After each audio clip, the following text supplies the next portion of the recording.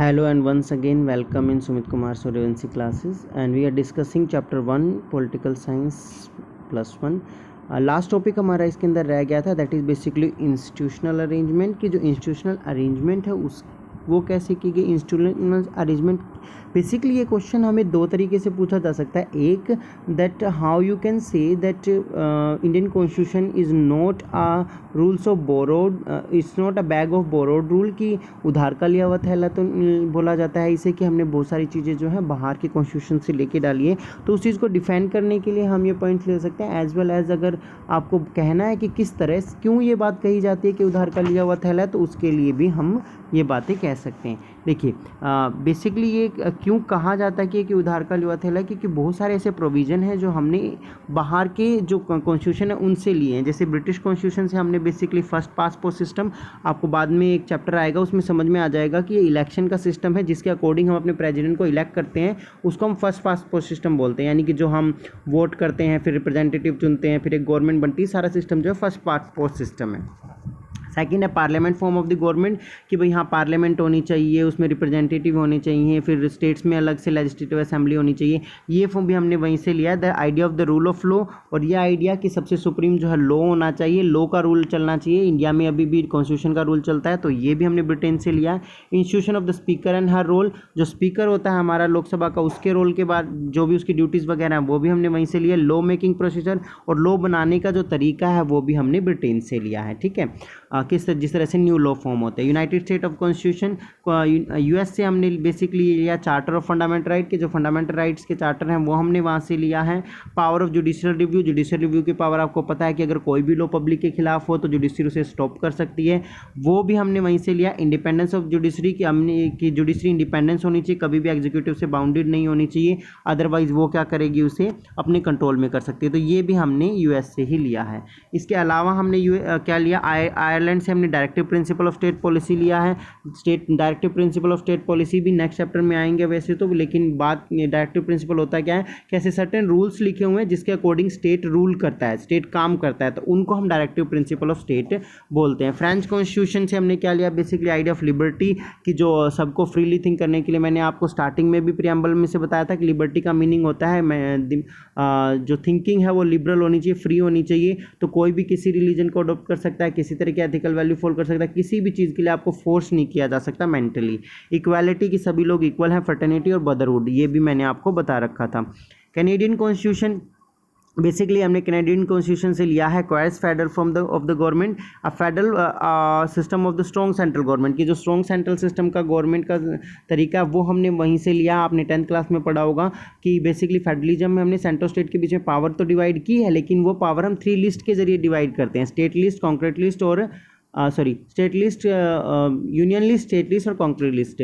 उसमें पर ऐसा है कि अगर किसी भी चीज़ में इशू हो तो फाइनल डिसीजन कौन लेता है, सेंटर लेता है। तो यहाँ हम ये सबसे, मैंने कल की वीडियो में भी ये बताया था आपको, लास्ट वीडियो में, कि ये सबसे बड़ी डिबेट थी इंडिया कॉन्स्टिट्यूशन असेंबली के अंदर, कि अगर स्टेट को पूरी तरह से पावर दे दी गई तो वो अपने आप को फ्री कर लेंगे और इससे प्रॉब्लम होगी, और पावर नहीं देंगे तो डेवलपमेंट नहीं होगी। तो इसलिए ये सिस्टम अपनाया गया जिसमें सेंटर स्ट्रॉन्ग है और स्टेट को पावर भी दी गई। ये हमने कनाडा से लिया। आइडिया ऑफ रेजिडिशियल पावर, की जो रेजिडिशियल पावर है उसका आइडिया, रेजिडिशियल पावर बेसिकली क्या होती है कि सर्टेन पावर जिस टाइम पर इलेक्शन हो रहे हैं उस टाइम पर कौन रूल करेगा, उसका जो आइडिया है, जैसे इलेक्शन कमीशन रूल करता है, वो हमने वहीं से लिया है। तो ये बेसिकली हमने ये इतने सारे जो रूल्स हैं वो अदर कंट्री से लिए। इसीलिए ये कहा जाता है कि जो इंडियन कॉन्स्टिट्यूशन है वो क्या है, rule of the bag of borrowed rule है, कि उधार के लिया हुआ थैला है, कि जिसमें हमने बहुत सारी चीज़ें बाहर से ली है। लेकिन हम ऐसा क्यों नहीं कह सकते कि ये ऐसा है कि ये उधार का लिया हुआ थैला है, नहीं, ऐसा नहीं है। वो हम क्यों उसकी आइडियोलॉजी बेसिकली यहाँ देखिए, the basic principle in the government must be democratic and committed to the welfare of people, की सबसे पहली चीज़ तो हमने कॉन्स्टिट्यूशन असेंबली ने ये ध्यान में रखा कि जो भी बेसिक प्रिंसिपल हम बनाएं उसमें आइडिया ये हो कि गवर्नमेंट ऐसी बने जो डेमोक्रेटिकल हो और commit to welfare of the people. उसका आइडिया पूरा का पूरा कहीं ना वेलफेयर ऑफ द पीपल होना चाहिए, लोगों के लिए काम करने वाली गवर्नमेंट होनी चाहिए। इसके अलावा कुछ भी ऐसा ना हो कि वो और कुछ भी करे। तो ये चीज़ एक तो ये प्रूव करती है कि कहीं ना कहीं हमने करेक्ट डिसीजन लिया। दूसरा, right balance among the various institution, जितने भी इंस्टीट्यूशन है जैसे लेजिस्लेटिव, एग्जीक्यूटिव, जुडिशरी, इनके बीच में पावर का जो बैलेंस किया गया, पावर को जो हॉरिजॉन्टल पावर शेयरिंग की गई है, एक दूसरे से बाउंडेड है, एक दूसरे को दबा नहीं सकते या एक दूसरे के खिलाफ नहीं जा सकते, तो उस चीज़ के लिए भी हम खिलाफ तो जा सकते हैं अगर ये कुछ भी गलत हो। तो ये पावर का जो इनके बीच में डिस्ट्रीब्यूशन है वो अच्छा है। इसको हम फेडरल अरेंजमेंट बोलते हैं। फेडरल अरेंजमेंट में दोनों ही चीज़ें अच्छे से देखी गई है कि तीनों जो लेजिस्लेटिव एग्जीक्यूटिव है इनके बीच में भी पावर हो, प्लस साथ में जो स्टेट्स हैं, स्टेट और सेंटर के बीच में भी पावर को अच्छे से डिस्ट्रीब्यूट किया गया है। तो फेडरली जो ये फेडरल अरेंजमेंट है वो बहुत फाइन तरीके की गई है। क्यों कर पाए ये फाइन तरीके के? क्योंकि देखिए इन्होंने इस फाइन तरीके के अरेंजमेंट करने के लिए ही उन्होंने ये बहुत सारे जो एक्सपेरिमेंट और एक्सपीरियंस था अदर कंट्री का उनको देखा। ठीक है, क्यों मैं कह रहा था ना कि उधार लिया था क्यों नहीं है, क्योंकि इतनी सारी जो अरेंजमेंट हमने बनाई है उसके लिए उन्होंने बहुत सारे जो अदर कंट्री उनके एक्सपेरिमेंट को और एक्सपीरियंस को देखा, फिर बोरो किया उनके कॉन्स्टिट्यूशन से and use their intellectuality to reform according to India, और फिर अपनी इंटेलेक्चुअलिटी को यूज़ किया। क्योंकि हमने लास्ट क्लास में पढ़ा था कि बहुत ज़्यादा डिबेट्स होती थी, रिटर्न डिबेट्स वगैरह होती थी, तो ऐसे ही नहीं कि कहीं से कुछ भी बोरो किया और उठा के इंडियन कॉन्स्टिट्यूशन में डाल दिया, नहीं, उसको इंडियन लोगों के अकॉर्डिंग, इंडियन सिचुएशन के अकॉर्डिंग अच्छे से जज किया गया और डिस्कस किया गया, डिबेट किया गया, और उसमें जो स्लाइड चेंज करने चाहिए थे कि भाई हाँ पूरी तरह से हमें ये इंप्लीमेंटेशन नहीं करना चाहिए, तो हमने उसको चेंज भी किया। जैसे अगर फेडरलिज्म की करेक्ट वो देखें तो आप स्टेट को पूरी पावर होनी चाहिए यूएस की तरह, अलग से कॉन्स्टिट्यूशन भी बना सकता है स्टेट, लेकिन हमने उसको इंप्लीमेंट नहीं किया। हमने क्या किया, अपने अकॉर्डिंग उस चीज़ को चेंज किया। तो अपनी इंटेलेक्चुअलिटी का यूज़ करते हुए उन्होंने इन सब चीज़ों को रिफॉर्म किया, रिफॉर्म करके इंडियन कॉन्सेप्ट के अकॉर्डिंग इस चीज़ को यूज़ किया है। इसलिए हम ये नहीं कह सकते कि फुल्ली बोरोड है। येस, हमने अदर कंट्रीज़ के जो एक्सपीरियंस है और जो एक्सपेरिमेंट्स है उनको देखा, उनको जज किया, उनको चेक किया, और इंडियन सिनारियो में वो कैसे इंप्लीमेंट हो सकते हैं उनको यूज़ किया, पर उससे पहले इन्होंने इस चीज़ को चेंज किया है।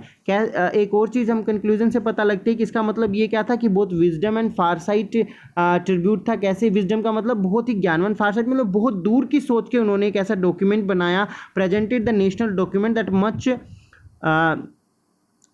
मच अश्राइन आना चाहिए था, यहाँ पे रेन हो गया, sorry, enshrine fundamental value and highest aspiration shared by the people, कि ऐसा डॉक्यूमेंट उन्होंने अपनी दूरदर्शिता से, अपनी फार साइड से, अपनी फ्यूचर आइसनेस से मतलब देख के कि कौन कौन सी प्रॉब्लम आ सकती हैं, उन प्रॉब्लम के अकॉर्डिंग ऐसा उन्होंने कॉन्स्टिट्यूशन तैयार किया, ऐसा डॉक्यूमेंट तैयार किया जिसने बेसिकली मदद किया लोगों को सारी चीज़ों को कंप्लीट करने के लिए। सो ये हमारा यहाँ तक का चैप्टर था। इस चैप्टर में बेसिक क्वेश्चन जो आपको पता होने चाहिए, मैं बार बार बता रहा हूँ कि आपको पता होना चाहिए कि हमें कॉन्स्टिट्यूशन की ज़रूरत क्यों होती है। तो हम पहली चीज़ कह सकते हैं कि कॉन्स्टिट्यूशन कॉन्फ्लिक्ट्स को कम करने के लिए, पीस को मेंटेन करने के लिए, एडमिनिस्ट्रेटिव सिस्टम को चलाने के लिए, गवर्नमेंट में लिमिट बनाने के लिए, लोगों के वेलफेयर के लिए, लॉ एंड ऑर्डर को मेंटेन करने के लिए। ठीक है, ये 5 to 6 चीज़ें होती है जिसकी वजह से हमें कॉन्स्टिट्यूशन की ज़रूरत होती है। सेकंड, इंडियन कॉन्स्टिट्यूशन के फीचर क्या हैं, तो हम कह सकते हैं कि इंडियन कॉन्स्टिट्यूशन जो है पावर को डिस्ट्रीब्यूट करता है, इंडियन कॉन्स्टिट्यूशन फेडरल सिस्टम को करता है, इसके अलावा Indian constitution fundamental right provide करता है, इंडियन कॉन्स्टिट्यूशन मतलब लोगों के मतलब डेमोक्रेसी, रिपब्लिकन गवर्नमेंट को एस्टैब्लिश करता है। तो बहुत सारे इंडियन कॉन्स्टिट्यूशन के फीचर हैं जो बहुत ज़्यादा इंपॉर्टेंट हैं। इसके अलावा इसमें से क्वेश्चन फॉर्म ये हो सकता है कि इंडियन कॉन्स्टिट्यूशन जो आज हम डिस्कस कर रहे थे, हाँ, इसमें क्वेश्चन ये भी आ सकता है कि what do you know about the structure of the constitution assembly, वो हमने अच्छे से डिस्कस कर लिया। एक और क्वेश्चन होता है, can you say that the constitution assembly was represented by the people, तो उसमें भी आप वो लिख सकते हैं कि यस कह सकते हैं हम। तो उसमें पूरा स्ट्रक्चर लिखिए कि वो कैसे कैसे चूज़ की गई थी। उसके बाद जो डिबेट्स हमने पढ़ी थी द प्रिंसिपल ऑफ डेलिब्रेशन में, कि ठीक है ये लोग अलग अलग जगह से आए थे लेकिन इंडिविजुअल होने के साथ साथ ये नेशन को रिप्रेजेंट कर रहे थे। इन्होंने जितनी भी आइडियोलॉजी वगैरह थी उसको नेशन के रूप में रिप्रेजेंट की। जितनी भी डिबेट्स एंड डिस्कशन थी, हर आइडिया को लेके बहुत ज़्यादा डिबेट्स और डिस्कशन की गई थी।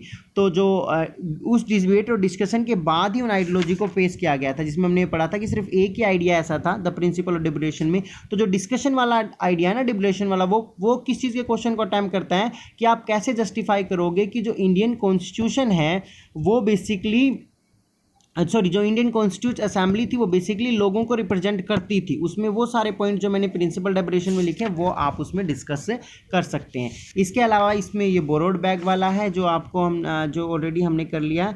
और तो ये सारे क्वेश्चन है जो इसके अलावा आपको पता होने चाहिए। Thank you, have a nice day.